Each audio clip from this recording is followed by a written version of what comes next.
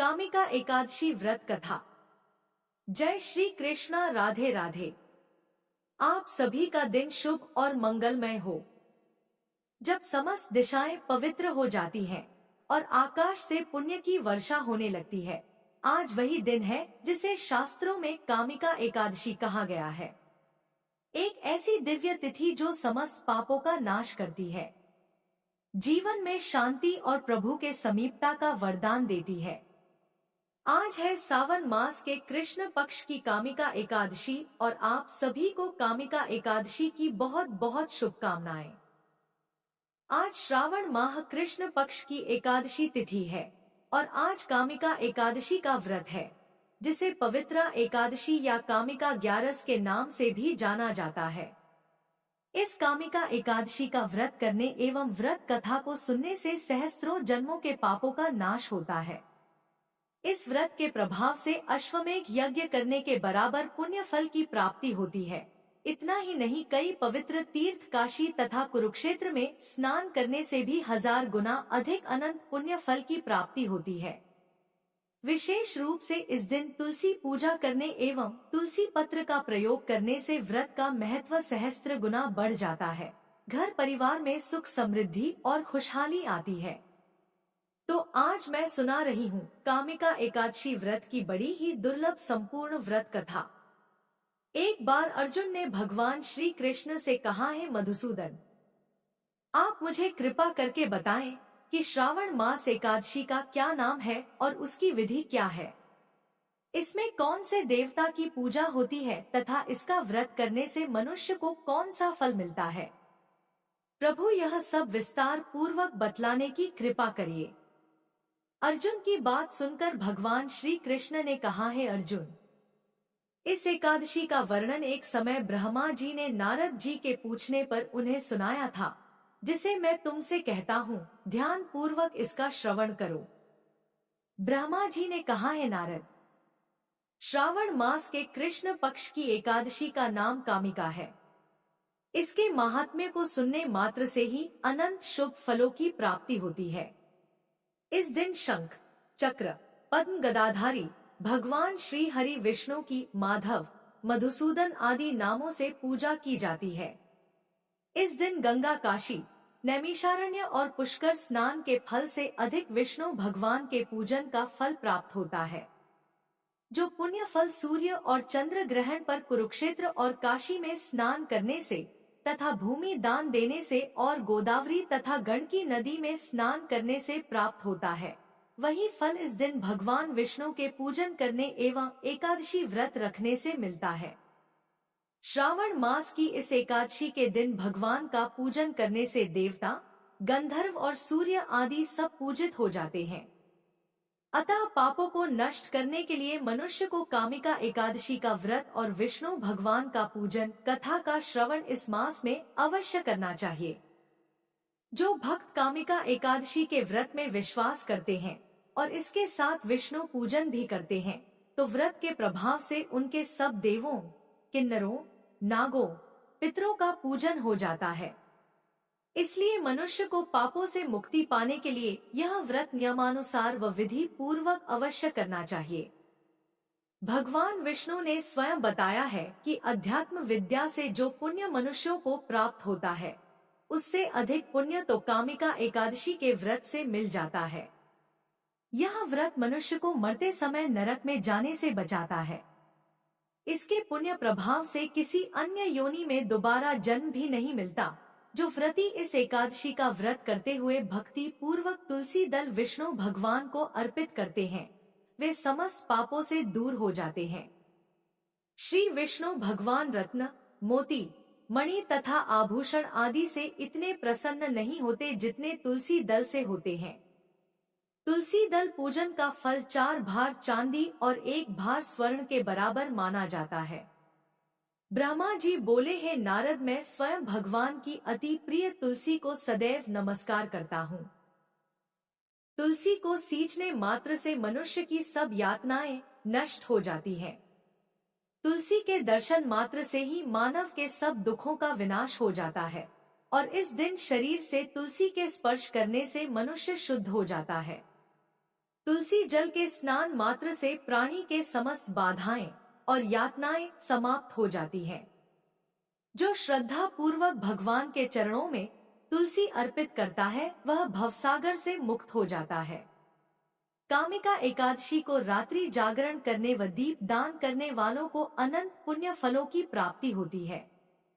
कामिका एकादशी व्रत के दिन प्रभु के समक्ष दीप जलाने वाले के पितर उस दिन स्वर्ग को जाते हैं। उन्हें स्वर्ग जाने पर हजारों दीपों की रोशनी प्राप्त होती है। ब्रह्मा जी कहते हैं, हे नारद, ब्रह्मा हत्या तथा भ्रूण हत्या आदि पापों को नष्ट करने वाली इस कामिका एकादशी का व्रत मनुष्य को यत्न के साथ करना चाहिए। कामिका एकादशी के व्रत महात्म्य को श्रद्धा से पढ़ने या सुनने वाला मनुष्य सब पापों से छूटकर विष्णु लोक को जाता है। अब मैं तुम्हें कामिका एकादशी का वह व्रत कहता हूँ जिसे सुनने से मनुष्य के सभी पापों का हरण होता है। प्राचीन काल में पुष्कर क्षेत्र में एक गांव में एक वीर साहूकार रहा करता था। एक दिन किसी कारणवश उसकी ब्राह्मण से हाथापाई हो गई और इस दौरान उससे ब्राह्मण की मृत्यु हो गई। अपने हाथों मारे गए उस ब्राह्मण का अंतिम संस्कार उस क्षत्रिय ने करना चाहा, परंतु पंडितों ने उसे अंतिम क्रिया में शामिल होने से मना कर दिया। अब इस प्रकार अनजाने में ही उस ब्राह्मण की हत्या करने से उस साहूकार को बड़ा भारी पाप लगता है और इस प्रकार वह ब्राह्मण ब्रह्मा राक्षस बन जाता है तथा हर दिन उस साहूकार को अनेकानेक प्रकार से उसे प्रेत बनकर डराया करता था। अब इस प्रकार इन सब चीजों से वह साहूकार बड़ा ही दुखित होता है तथा उसका शरीर दिन प्रतिदिन कृशकाय होने लगा। अब इस प्रकार उस ब्राह्मण की जब 13वीं आती है तो वह उस दिन उस ब्राह्मण की 13वीं में शामिल होने के लिए जाता है ताकि उसे ब्राह्मण की हत्या के पाप से मुक्ति मिल सके, लेकिन ब्राह्मणों ने उसे वहां भी शामिल नहीं होने दिया। ब्राह्मणों ने बताया कि तुम पर ब्रह्मा हत्या का दोष है, पहले प्रायश्चित कर इस पाप से मुक्त हो वो तत्पश्चात तुम हमारे घर भोजन करना। इस पर साहूकार ने पूछा कि इस पाप से मुक्त होने के क्या उपाय हैं? मैं इस ब्रह्म हत्या के पाप से कैसे मुक्त हो सकता हूँ? तब ब्राह्मणों ने बताया कि श्रावण माह के कृष्ण पक्ष की एकादशी के दिन भक्ति भाव से भगवान श्रीहरि का व्रत एवं पूजन कर ब्राह्मणों को भोजन करा के स्वदक्षिणा के साथ आशीर्वाद प्राप्त करने से इस पाप से मुक्ति मिलेगी, मृत ब्राह्मण के आत्मा को शांति मिलेगी तथा वह ब्रह्मा राक्षस की योनि से मुक्त हो जाएगा। अब पंडितों के बताए हुए तरीकों से उस साहूकार ने कामिका एकादशी का व्रत रखा और रात में भगवान श्री विष्णु का जागरण किया और उस रात साहूकार भगवान की मूर्ति के पास ही सो गया। भगवान विष्णु ने उसके सपने में दर्शन दिए और उसे उसके पापों से मुक्ति दिलाई। अंत में भगवान ने उसे क्षमा किया। हे नारद, इससे पहले यह कथा महर्षि वशिष्ठ ने राजा दिलीप को सुनाई थी। अतः जो कोई व्यक्ति इस दिन श्रद्धा पूर्वक कामिका एकादशी की महिमा सुनता है उसे अपार धन मिलता है और अनजाने में किए पापों से मुक्ति मिलती है। तो बोलिए श्री लक्ष्मी नारायण भगवान की जय, श्री तुलसी शालिग्राम भगवान जी की जय। प्रिय भक्तगणों, इस दिन भगवान विष्णु और तुलसी जी की कथा को सुने बिना यह व्रत पूर्ण नहीं माना जाता। इसलिए अब आइए श्रवण करते हैं विष्णु भगवान की बड़ी ही दुर्लभ कथा, जिसे सुनने मात्र से सभी मनोकामनाएं पूर्ण हो जाती हैं। एक गांव में एक निर्धन जुलाहा दंपत्ति रहता था। जुलाहे का नाम था माधव और उसकी पत्नी का नाम कांता था।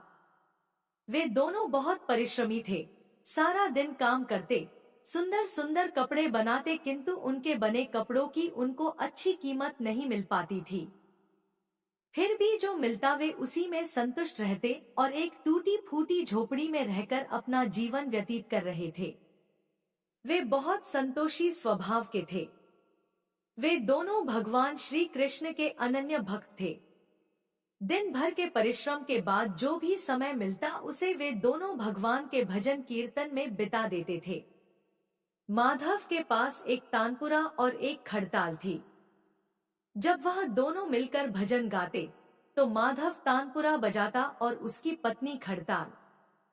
फिर तो दोनों भगवान के भजन में ऐसा डूब जाते कि उनको अपनी भूख प्यास की चिंता भी नहीं रहती।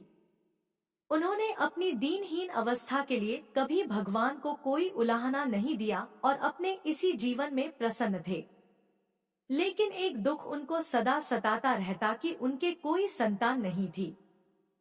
इसको लेकर वह सदा चिंतित रहा करते थे।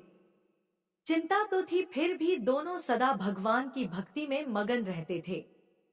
इसको भी उन्होंने भगवान की लीला समझकर स्वीकार कर लिया और निष्काम भाव से भगवान श्री कृष्ण की भक्ति में लीन रहते। जब उनकी आयु अधिक होने लगी तो एक दिन कांता ने माधव से कहा कि हमारी कोई संतान नहीं है। कहते हैं कि संतान के बिना मुक्ति प्राप्त नहीं होती। अब हमारी आयु भी अधिक हो चली है, ना जाने कब बुलावा आ जाए। मरने के बाद हमारी चिता को अग्नि कौन देगा? कौन हमारे लिए तर्पण आदि कार्य करेगा और कैसे हमारी मुक्ति होगी? माधव बोला, तू क्यों चिंता करती है, ठाकुर जी हैं, वही सब देखेंगे। माधव ने यह बात कह तो दी, किंतु वह भी चिंता में डूब गया। तभी उसके मन में एक विचार आया। वह नगर में गया और श्री कृष्ण के बाल रूप की एक मूर्ति ले आया। घर आकर बोला, अब तुझे चिंता करने की कोई आवश्यकता नहीं है। मैं यह बाल गोपाल लेकर आया हूँ, अब से यही हमारे पुत्र हैं।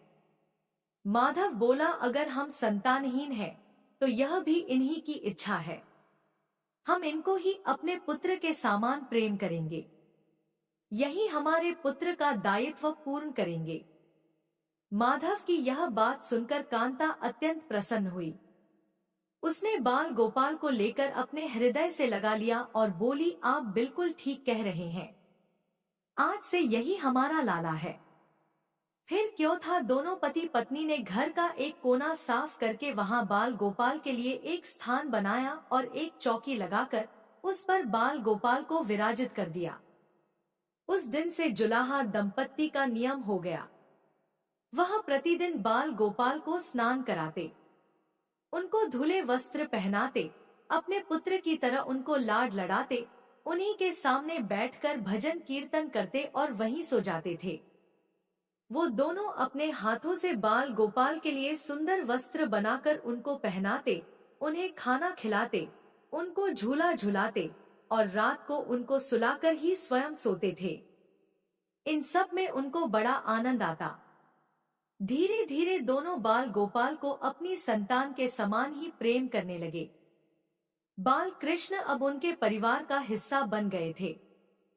कांता का नियम था कि वह रोज पहले अपने हाथों से अपने लाला को भोजन कराती, तब स्वयं भोजन करती थी। लाला को भोजन कराते समय उसको ऐसा ही प्रतीत होता जैसे वह अपने पुत्र को ही भोजन करा रही हो। उन दोनों के निश्चल प्रेम को देखकर करुणानिधान भगवान अत्यंत प्रसन्न हुए और उन्होंने अदृश्य रूप में आकर स्वयं भोजन करना आरंभ कर दिया। कांता जब प्रेम पूर्वक बाल गोपाल को भोजन कराती तो भगवान को प्रतीत होता मानो वह अपनी माँ के हाथों से भोजन कर रहे हो। उनको कांता के हाथ से प्रेम पूर्वक मिलने वाले हर कौर में माँ का प्रेम प्राप्त होता था। भगवान श्री कृष्ण स्वयं माँ की उस प्रेम लीला के वशीभूत हो गए, किंतु कांता कभी नहीं जान पाई कि स्वयं बाल गोपाल उसके हाथ से भोजन करते हैं। एक दिन घर का काम बहुत अधिक होने के कारण कांता बाल गोपाल को भोजन कराना भूल गई। गर्मी का समय था। भरी दोपहरी में दोनों पति पत्नी कार्य करते करते थक गए और बिना भोजन किए ही सो गए। उनको सोए हुए कुछ ही देर हुए थे कि उनको एक आवाज सुनाई दी, मैया, बाबा, मुझको भूख लगी है। दोनों हड़बड़ाकर उठ गए, चारों ओर देखा आवाज कहां से आई, किंतु कुछ दिखाई नहीं दिया। तभी अचानक लीला को याद आया कि आज उसने अपने लाला को भोजन नहीं कराया है। वह हड़बड़ाकर उठी और दौड़कर लाला के पास पहुंची तो देखा कि बाल गोपाल का मुख कुम्हलाया हुआ है। इतना देखते ही दोनों पति पत्नी वहीं उनके चरणों में गिर पड़े। दोनों की आंखों से आंसुओं की धार बह निकली। कांता तुरंत भोजन लेकर आई और ना जाने कैसा प्रेम उमड़ा कि उसने लाला को उठाकर अपनी गोद में बैठा लिया और भोजन कराने लगी। दोनों पति पत्नी रोते जा रहे थे और लाला को भोजन कराते जा रहे थे। साथ ही बार बार उनसे अपने द्वारा हुए अपराध के लिए क्षमा मांगते जा रहे थे। ऐसा प्रगाढ़ प्रेम देखकर भगवान अत्यंत द्रवित हुए और अंतर्यामी भगवान श्रीहरि साक्षात रूप में प्रकट हो गए। भगवान ने अपने हाथों से अपने रोते हुए माता पिता की आंखों से आंसू पोंछे और बोले, प्रिय भक्त, मैं तुम्हारी भक्ति और प्रेम से अत्यंत प्रसन्न हूँ। तुम जो चाहो वर मांग लो, मैं तुम्हारी प्रत्येक इच्छा पूर्ण करूंगा। इतना सुनते ही दोनों भगवान के चरणों में गिर पड़े और बोले, हे दया निधान, आप हमसे प्रसन्न हैं और स्वयं हमारे सम्मुख उपस्थित है, इसी से हमारा जीवन धन्य हो गया। इससे अधिक हमें और क्या चाहिए? इससे अधिक किसी भी वस्तु का भला क्या महत्व हो सकता है? आपकी कृपा हम पर बनी रहे, बस इतनी कृपा करना। भगवान श्रीहरि बोले, यदि तुम चाहो तो मैं तुम्हारे जीवन में संतान के अभाव को समाप्त कर तुम्हें एक सुंदर संतान प्रदान करूं। यह सुनते ही माधव और कांता एकदम व्याकुल होकर बोले, नहीं भगवान, हमको संतान नहीं चाहिए। उनका उत्तर सुनकर भगवान ने पूछा, किंतु क्यों? अपने जीवन में संतान की कमी को पूर्ण करने के लिए ही तो तुम मुझको अपने घर लेकर आए थे। यह सुनकर वह दोनों बोले, प्रभु, हमको भय है कि यदि हमको संतान प्राप्त हो गई तो हमारा मोह उस संतान के प्रति बढ़ जाएगा और हम अब की तरह आपकी सेवा नहीं कर पाएंगे। उनका प्रेम और भक्ति से भरा उत्तर सुनकर करुणा निधान भगवान करुणा से भर उठे। उनके विचार सुनकर स्वयं भगवान की आंखों से अश्रु गिरने लगे। भगवान श्री हरि विष्णु बोले, हे मैया और बाबा, मैं यहाँ आया तो था आपके ऋण को उतारने के लिए, किंतु आपने तो मुझको सदा सदा के लिए अपना ऋणी बना दिया। मैं आपके प्रेम का यह ऋण कभी नहीं उतार पाऊंगा। मैं सदा सदा तुम दोनों का ऋणी रहूंगा। मैं तुम्हारे प्रेम से अत्यंत प्रसन्न हूँ। तुमने अपने निर्मल प्रेम से मुझको भी अपने बंधन में बांध लिया है।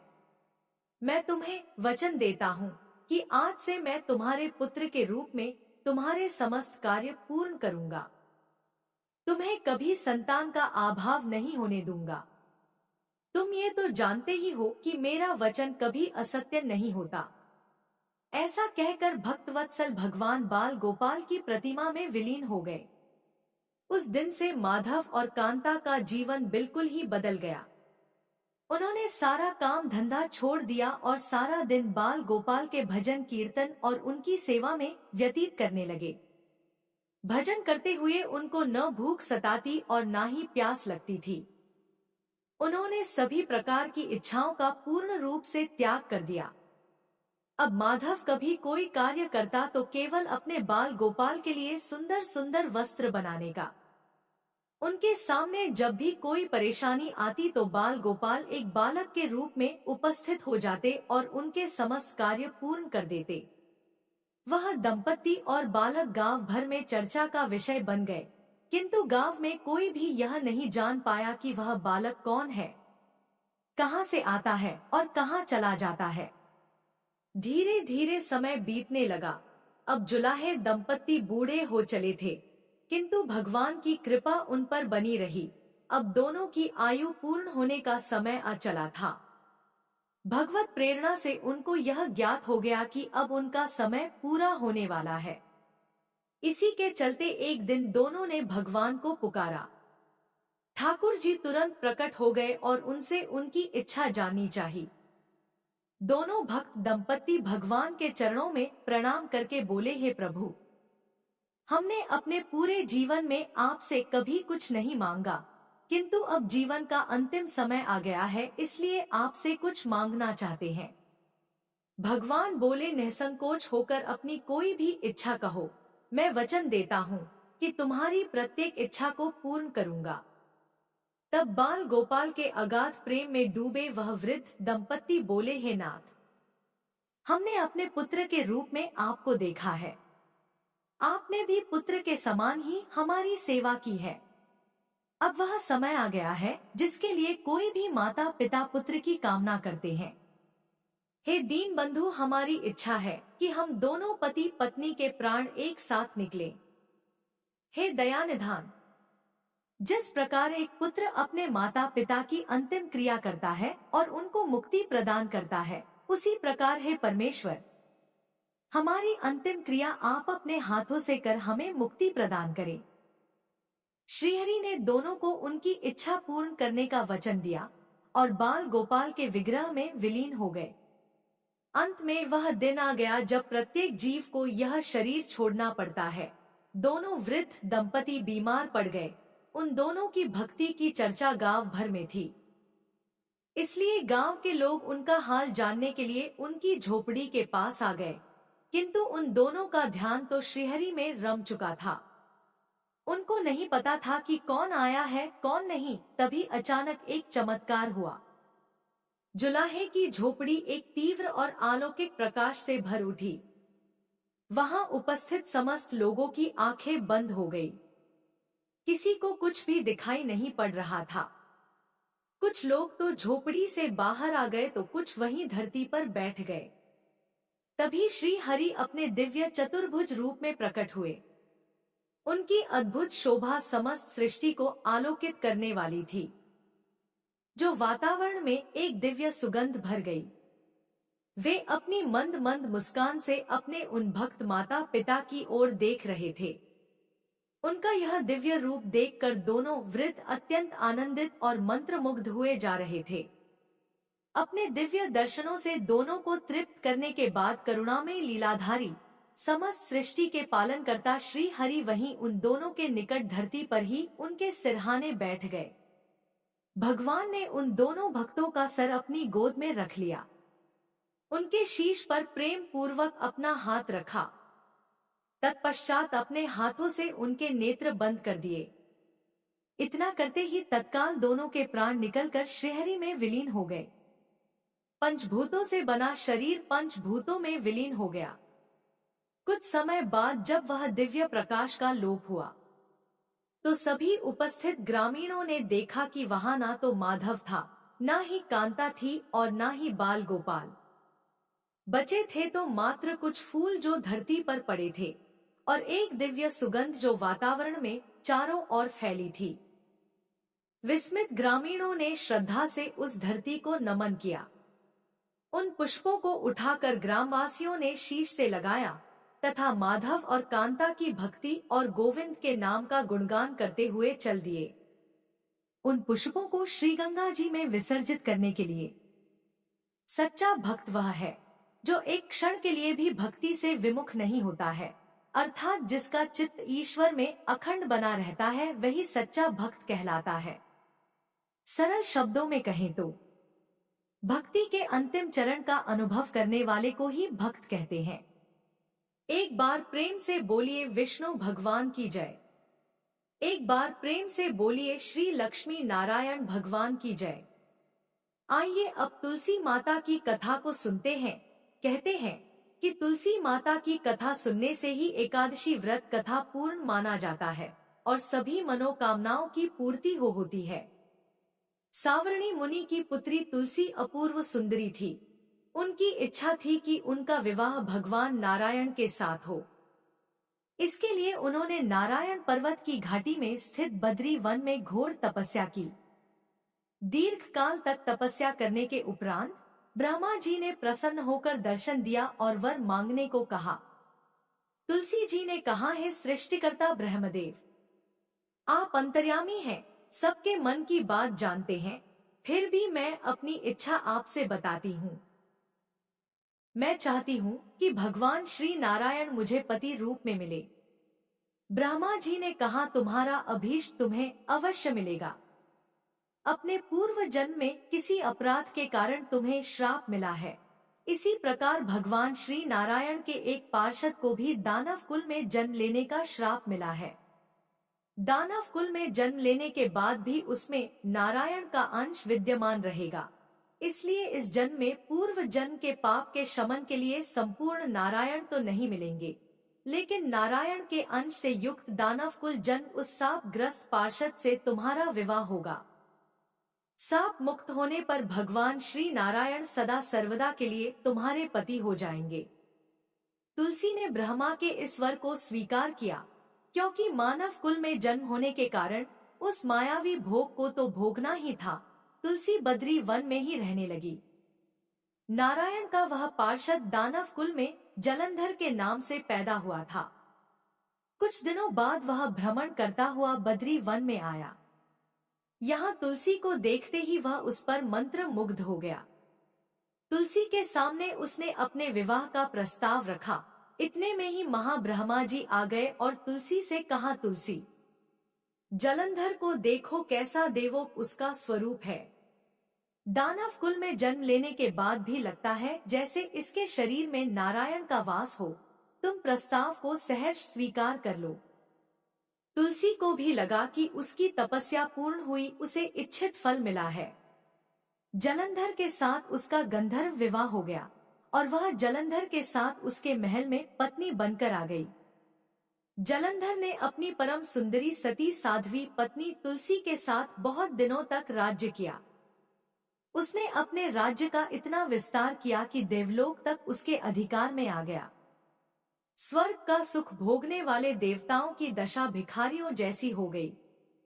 जलंधर किसी को कष्ट नहीं देता था, पर अधिकार और राज्य छिन जाने से सारे देवता मिलकर ब्रह्मा, विष्णु और शिवजी की सभा में गए तथा अपनी विपत्ति सुनाई। ब्रह्मा जी ने कहा, तुलसी परम साध्वी है, उसका विवाह जलंधर से मैंने ही कराया था। जलंधर को तब तक नहीं हराया या मारा जा सकता जब तक तुलसी को ना छला जाए। भगवान श्री हरि विष्णु जी ने कहा, जलंधर पूर्व जन्म में मेरा पार्षद था। श्राप के कारण उसे दैत्य कुल में जन्म लेना पड़ा। इस जन्म में भी मेरा अंश उसमें व्याप्त है। साथ ही तुलसी के पतिव्रत धर्म से वह अजय है। फिर देवताओं की सहमति से भगवान शिव ने जलंधर के पास संदेश भेजा कि या तो वह देवताओं को राज्य लौटा दे या फिर उनसे युद्ध करे। जलंधर भगवान शंकर के पास पहुंचा। उसने कहा, देवा आदि देव, आपके लिए देवताओं का पक्ष लेना उचित नहीं है। राज्य बढ़ाना हर राजा का कर्तव्य है। मैं किसी को दुखी नहीं कर रहा हूँ। देवताओं से कहिए कि वे मेरी प्रजा बनकर रहे। मैंने आपका कोई भी अपमान नहीं किया है। हमारा आपका युद्ध शोभा नहीं देता है। अगर आप हार गए तो बड़ी लज्जा की बात होगी। मैं हार गया तो आपकी कीर्ति बहुत अधिक नहीं बढ़ेगी। भगवान शंकर फिर हंसने लगे। वे तो सब रहस्य समझते थे। तुलसी और जलंधर के पूर्व जन्म के श्राप की अवधि लगभग पूरी हो चुकी थी। फिर शंकर जी बोले, इसमें कीर्ति और लज्जा की बात नहीं है। तुम देवों को राज्य लौटाकर उन्हें उनके पद पर प्रतिष्ठित होने दो। युद्ध से बचने का यही एक उपाय है। जलंधर ने कहा, मैंने युद्ध के बल से देवलोक जीता है। कोई उसे युद्ध के द्वारा ही वापस ले सकता है। यह मेरा अंतिम उत्तर है। अब मैं जा रहा हूँ। ऐसा कहकर जलंधर चला गया। उसने अपनी पत्नी तुलसी को सारी बातें बताई और कहा, कर्म भोग सब काल सूत्र में बंधा है। जीवन में हर्ष, शोक, भय, सुख, दुख, मंगल अमंगल काल के अधीन है। हम तो केवल निमित्त हैं। संभव है भगवान शिव देवों का पक्ष लेकर मुझसे युद्ध करें। तुम चिंता मत करना, तुम्हारा सती तेज मेरी रक्षा करेगा। दूसरे दिन भगवान शंकर के नेतृत्व में देवताओं ने युद्ध छेड़ दिया। जलंधर ने भीषण बाणों की वर्षा कर उनका वेग रोका। उसके प्रहार से देवता डगमगाने लगे। उसने दानवी शक्ति का प्रयोग कर मायावी युद्ध आरंभ किया। युद्ध स्थल पर वह किसी को भी दिखाई नहीं देता था, पर उसके अस्त्र शस्त्र प्रहार कर देवों को घायल कर रहे थे।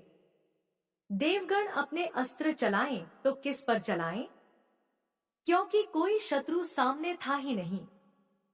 कई दिनों तक इस तरह भयंकर युद्ध चला और जलंधर पराजित नहीं हुआ। तब शिव जी ने विष्णु से कहा, विष्णु कुछ तो उपाय करो, अन्यथा मेरा तो सारा यश मिट्टी में मिल जाएगा। विष्णु जी ने सोचा, बल से तो जलंधर को हराया नहीं जा सकता, इसलिए छल का सहारा लेना ही पड़ेगा। उन्होंने तुरंत अपना स्वरूप जलंधर जैसा बनाया और अस्त्र शस्त्र से सुसज्जित हो तुलसी जी के पास पहुंच गए और बोले, प्रिय मैं युद्ध जीत गया, सारे देवता भगवान शंकर समेत मुझसे हार गए। इस खुशी में आओ मैं तुम्हें अपने अंग से लगा लूं। पति को प्रत्यक्ष खड़ा देख तथा विजय का समाचार सुन वह दौड़कर मायावी जलंधर के गले से लिपट गई। इस प्रकार पति पत्नी दोनों ने आलिंगन हो खूब खुशी मनाई। पर पुरुष के साथ इस प्रकार के व्यवहार से उसका सती तेज नष्ट हो गया। उसका सती तेज जो जलंधर की कवच के रूप में रक्षा कर रहा था, वह कवच नष्ट हो गया। जलंधर शक्तिहीन हो गया। यह जानते ही भगवान शंकर ने उस पर अपने त्रिशूल से प्रहार किया। त्रिशूल के लगते ही जलंधर जलकर भस्म हो गया। जलंधर के मरने को जानकर भगवान विष्णु अपने असली रूप में आ गए। सामने अपने पति जलंधर के स्थान पर भगवान विष्णु को खड़ा देख तुलसी बहुत विस्मित हुई। उसको पता लग गया कि स्वयं नारायण ने उसके साथ छल किया है।